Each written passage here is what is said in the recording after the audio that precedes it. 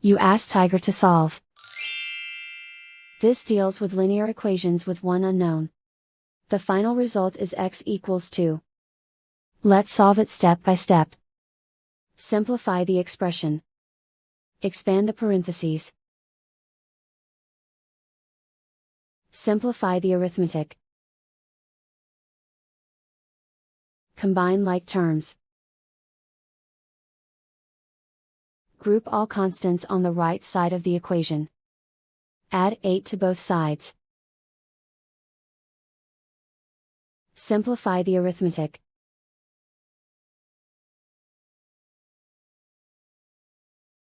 Isolate the x. Divide both sides by 8. Simplify the fraction. Find the greatest common factor of the numerator and denominator. Factor out and cancel the greatest common factor. And so the final result is x equals 2.